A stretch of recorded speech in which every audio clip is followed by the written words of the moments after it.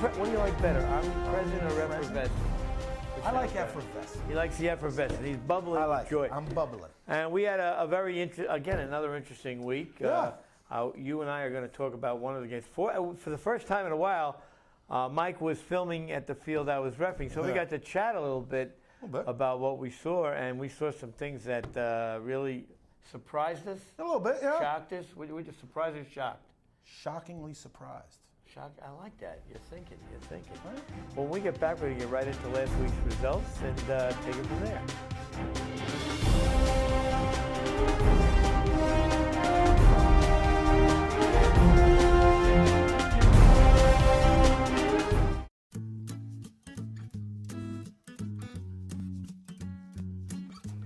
Are you in need of a new haircut? Tired of the same barbershop? Come to Sal's Barber Exclusive for our family experience. We have 45 years of business experience in haircutting. We offer the basic hair trimmings as well as stylings. No reservations, walk-ins only. Come on in and see Denise, Monica, and Sal. The number's 201-327-7037. 6 Church Street in Ramsey on the corner of Main and Church.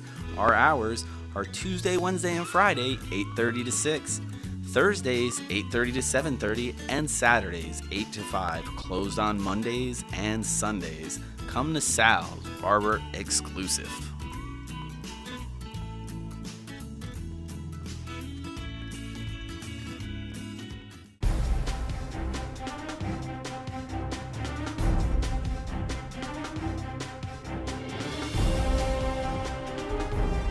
And if you had in the forfeit pool, if you had won, you won. Only one forfeit. Unbelievable. All right. Let's go from the top. Yeah, okay. First game, Canes, Rockland Redskins. Not expected. I got to do this game. The Redskins, they had guys and they play hard, but they just were outgunned. They were way outgunned. Outgunned. That quarterback had no time. No time at all. I think they all. had 2 plays of more than 10 yards, maybe. They had that one pass to the biggest wide receiver I think I've ever seen in my life. Yeah. Little nimble man. And then they had the one quarterback run. Other than that, Canes dominated this game. Well, the one thing about the Canes that I noticed, and I'm sure you noticed it also, Wiley's throwing the ball a little better now. They're looking good. A couple of zingers in there. Again, they're loose, they're relaxed, and they didn't have to do much, though. They worked in a short field the entire game. I don't think they were. I think I can't even say after a kickoff. I don't think they even had a kick return. I can count one. They were only on their side of the field one possession. Once. That was it. Yeah. So no surprises there. None. Here was a surprise. Yes. Now this game, I'm glad it's up here second on the results because we got to talk about this game. Yes, we do. The Bankers, who have caught a lot of grief from us, but justifiable grief. Justifiable. And they'll even admit it. They've admitted, yeah, I know, but. Well, they came down with a team of, what was that movie with Michael Jordan? Space Jam? But the guys, the little Goonies that took the medicine and grew up to be. Yes. Came down with a whole team of those guys. They did. They came down with probably 15 guys. Easy. But the 4 guys that I'm talking about equaled 15 guys. Yes. Lau. This guy, Lau, I've seen him around. This guy has to be 6'6", and has to weigh 275. Yeah. Has to. Great addition, right? I mean, and he was blowing people, and he's playing defense also. Yeah.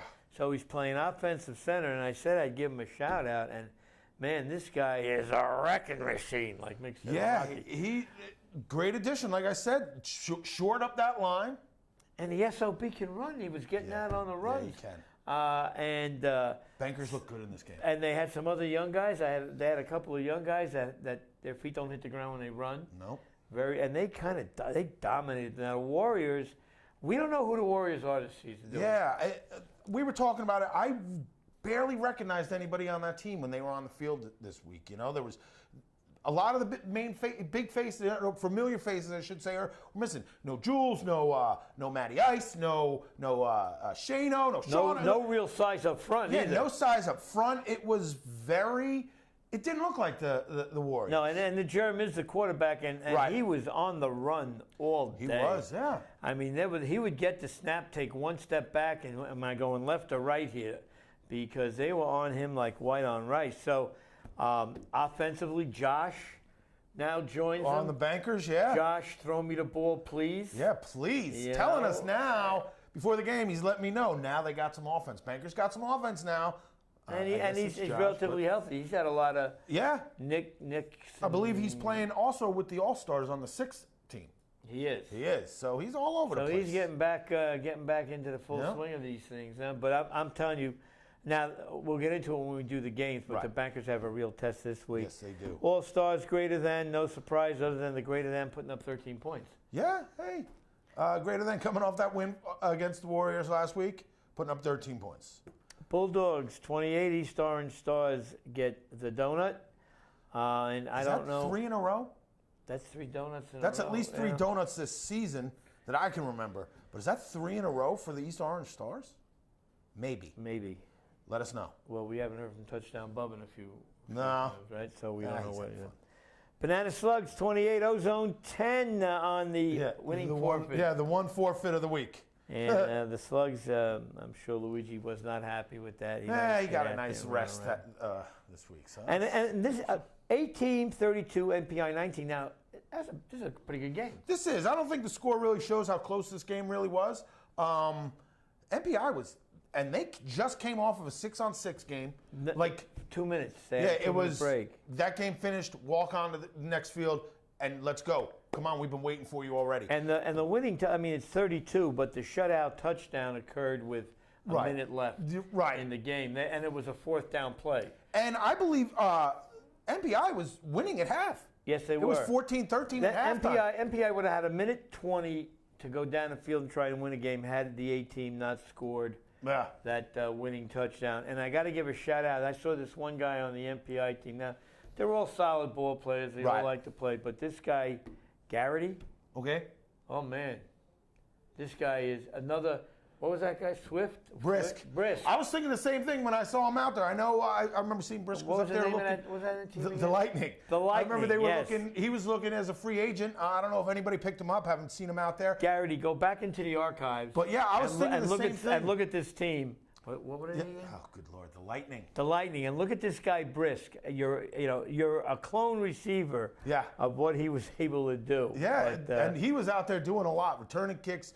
He was making plays. Garrity was a great game. This was a great game. I was talking to MPI after the game. They played real, again, I don't think this score does not show how close this team was. I think the A team may have been at halftime. You were even saying, watch out. Right? You picked the MPI that week, and you were like, watch out. And I think A team was kind of feeling the same thing, like, what is going on here? Well, it could have been a case of MPI just running out of gas in the second half. Well, listen, if we mention Garrity, I got to mention Capone. Yeah. I mean, this guy, who says white men can't jump? Yeah. This guy he leaves the planet, man. He can get out. He's got a great pair of hands too, and speed. So Capone, I promise you a shout out from one guinea to another. Great game. Bears 31, returning from the reception. Yes. Taking care of the Rock, but the Rock made this close. The Rock was in this game. They did. I was trying to keep an eye on that game. That was across the field from us over there at Hackensack, and it looked like a good back and forth game. 10-point game. Bears were airing it out, being the Bears, and MPI The Rock really just hung in there as long as they could. Rock, great uniforms. Yeah. Those uniform shirts they have, man. They are. They really are great. Savages 28, Deadly Assassins 27. Now, do you remember what we said last week about the Savages? Yes. They play, I don't want to say down or up, but they play to the level of their competition. Now, the Deadly Assassins, let's face it, they're not one of the highest scoring teams in the league. I thought they looked good. This was one of the games we had filmed this week. I thought they looked good. Again, right in there. 1 point game, man. That's an extra point. They hung in there until the very end. You know what I mean? They were in it. They did everything they could. Great game by Deadly Assassins. Probably one of the best games I've seen them play that we've been able to film. And they played well because we talked up the Bennetts last week. There you go. We inspired the Bennetts. Savages, a little addition to the Savages. A guy by the name of Oscar. Yeah. He's an X Factor guy. He is. Because he can do everything. He can do everything. But here's the thing, guys.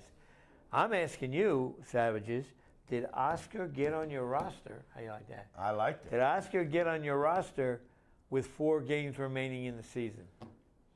We're going to find out. Yeah, we're going to find that out. We're going to find out. Should be interesting. But anyway, they won the game. They won the game, 28-27. And what we called the Flag 6-on-6 game of the week, Blazers Cobras. I think it lived up to it. It lived up to the billing. This was another great game. 2 great teams going at it, man. Cobras fell behind early, fought their way back. Blazers were able to hold them off. Big flag against the Cobras. Yes. Late, yeah. 60-yard. But you know what?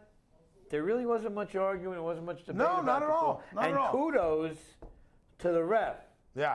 For having the cojones to throw that flag. This was a great game. Even after reading on the board, I can't wait to see this game again.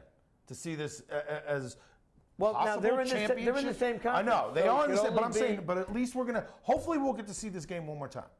That's what I'm hoping for, because this was a great game.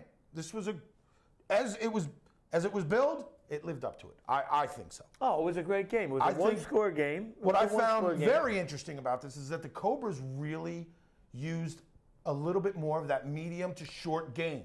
And you know what else I noticed in this game? It's funny. You watch a team forever, and in one specific game, something that you never noticed before pops out at you.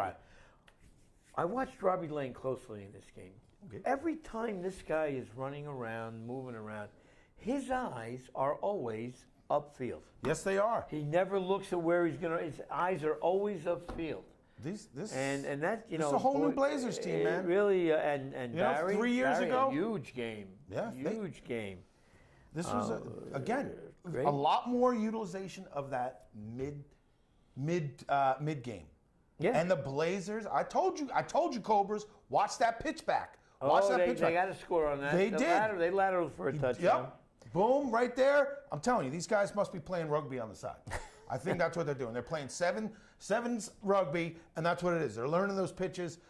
Hey, man, whatever's working. Yeah, and they're looking great. They are looking great. They are. Right now, I'd have to say they're the team to beat. They definitely are. Well, they're the champs. They are the team to beat. And now, because now you look at it from a different spectral light, where it was the All-Stars every week. Now I think they're chasing the Blazers. Oh, yeah, I really do. I think they're Blazers chasing the Blazers. Taking that step up, man. Happy team back on the win side. Now they're getting hot. They are. They've won a couple or 3 in a row now, right? Kind of like last year, They get that groove going right before the playoffs. Yeah. They roll it in. They made it to semifinals quarterfinals last year.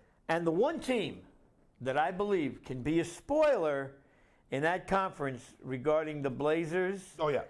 And the Cobras, Orange Lantern. Orange Lantern. With a rocking chair win over the Sandlot 42-6. Yep. Sandlot again, it's their freshman year, so they're getting hazed. That's all right. A lot. They're getting hazed a lot. Another close one, All-Stars 20, Jan Breed 19. There's that extra point. Hey, Jan Breed's a good team, man.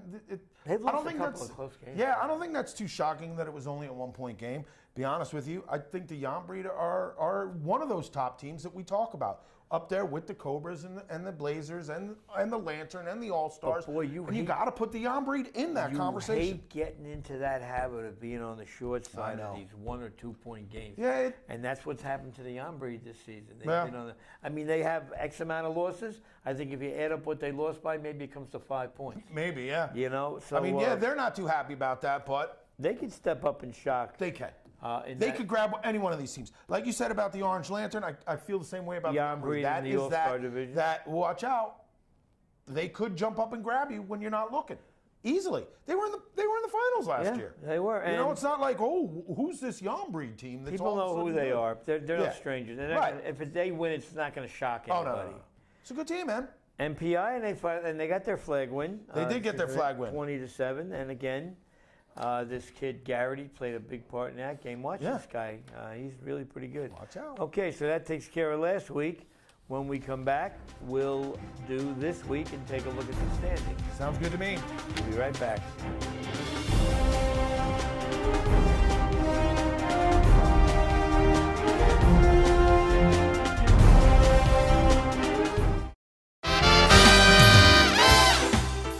As restaurants come and go, it is rare to find an establishment like Steve's Sizzling Steaks. Steve's has focused on excellent food, comfortable ambiance, and a friendly staff. Times sure have changed since Steve's first opened their doors, but what hasn't changed is the family atmosphere that makes Steve's so special. Open 7 days a week, Sunday through Thursday, 11:30 a.m. to 10 p.m., and Friday and Saturday, 11:30 a.m. to 11 p.m. Located at 620 Route 17 South in Carlstadt, New Jersey, or call 201-438-9677 for your reservation.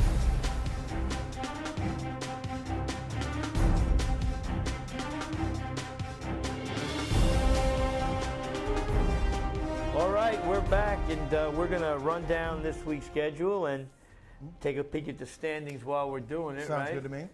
So let's start at our favorite place, Hackensack High School, Turf Field. Turf Field, back Great on the to turf. be back. And the first one, Canes and Warriors. We got two teams going in two different directions here. Yeah. In the past, this would always be a good matchup, but yeah, I don't know what's up with the Warriors. They got to go to 6-on-6. I'm telling you, that looks like a 6-on-6 team. They did well in it in the fall or then spring last year. Warriors. Well, the Canes are 6-on-6. Canes are sitting at 5-1. They look like a pretty good bet to go to 6-1 in that game. And the Warriors, as we said earlier, going in the wrong direction at 3-3. They likely will be 3-4 at the end of this going day. Canes on that one also. Here's an interesting game: Rockland Redskins and the USO. Now this ought to be fun. Because you got a team that can play defense, and they played hard defense against the Canes. The Redskins did, and USO, they're starting to get a little offense going. They are. So I mean, I didn't ask you who you like in a Canes Warrior game. Canes. Okay. Yeah. Rockland Redskins, USO. This is I'll go with the USO on this one. You know what? I'm going to go with the USO too, only because they're scoring some points now. Yeah. When have we both picked the USO? I don't know. A long time, right? Write it down. Let's slide across to the grass field. Banana Slugs in a rematch against the A-team. The A-team, yep. A-team want to avenge that loss. You know, they need to, if they want to stay on top of this division, they need to beat the Slugs this week. Well, they're not on top of the division. The Slugs are, because they beat the A-team already, and I think the Slugs will beat the A-team again. Yeah? Because after what I saw, MPI gave these guys a game. They did. They did, and and with no disrespect to anybody, I think that the Slugs represent a tougher test than the MPI did. Yeah, I'm gonna have to agree with you on that one. So I'm going Slugs. I can't believe it. Yeah, I know. I'm going Slugs. Sorry, Luigi, Slugs. and Luigi's going to be a little fired up because he got a forfeit win. Yeah, he's so ready he hasn't to play. been out on the field in 2 weeks, so he'll want to get out. So yeah, there. I'll take the Slugs on that one also. Now listen, here is really a game that is going to answer a lot of questions. Right, about you teased this a little bit earlier when we were going over the scores. This is a huge game for the Bankers right Banker. It is gigantic for the Bankers. The Bankers are sitting at 4-2.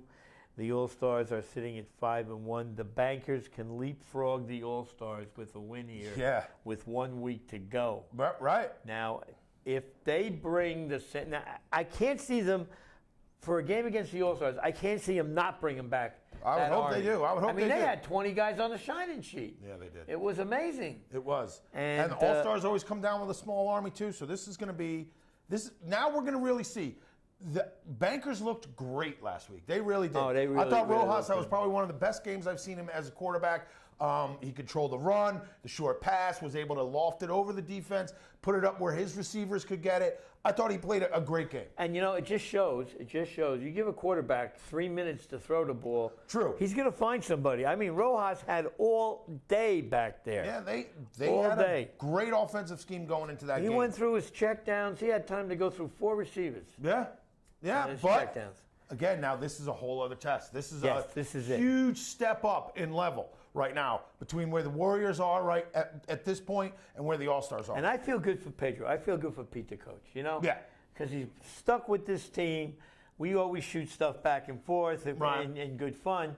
But this is his chance now this season, I believe, to make a statement if he's got the same team coming back. I think so. Don't take this Banker team lightly, guys. Don't take them lightly. We're going to find out this weekend. They are big. We are going to find out. All right, moving down the schedule. Happy Team in the Sandlot. Happy Team is going to get another one. Yeah, I think Happy Team's going to, I'm not going to say easily, but I think they'll pick up that win right there. They'll get it, and that'll move them to 5-2 with 1 game left. So they were up in the beginning, down in the middle, now back up at the end. Man, that AFC is loaded. It really is. And the Happy Team really pushed it to the max. I guess the NFC's just as loaded now that you look at it. All right, let's keep moving on. All right, Jan Breed Savages across the street where everything happens in Hackensack. There you go, yeah.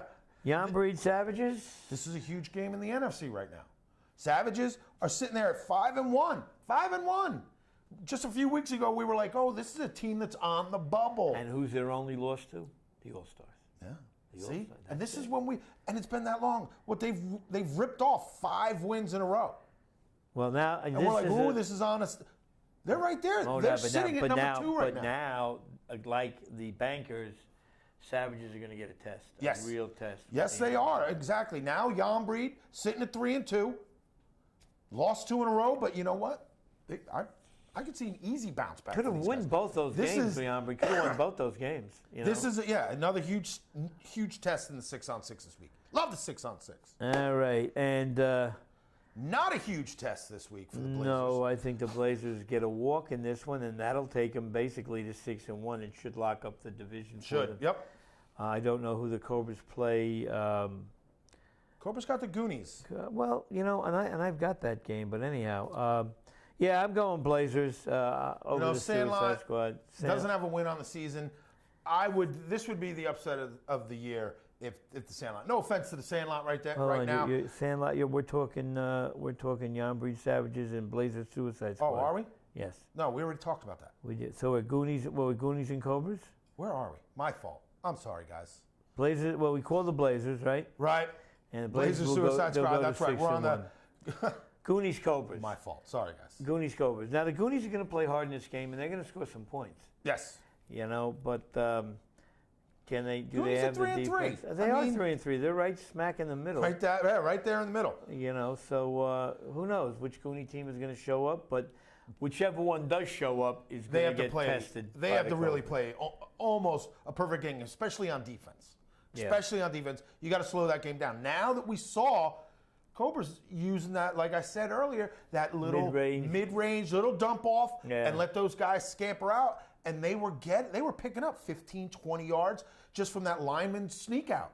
Yeah. That's huge. Maybe they want to control that clock a little? Oh, a little dump, still got the first down. Oh, a little dump, another first down. Well, I still feel that I got to go with the Cobras in this game. I'm going with the Cobras. Second game. This is going to be a hard-hitting affair. Do not bring the children. This game is rated mature. And I get to do this game. Right. So the Stars have been donutted. I think a little frustration is starting to build here. Yes. The Express are in the middle of it. It's interesting. We didn't say this about the 8-man flight. Let's just go back there quick for a second. We've got 3 teams at 5-1. Oh, yeah. And 2 teams at 4-2.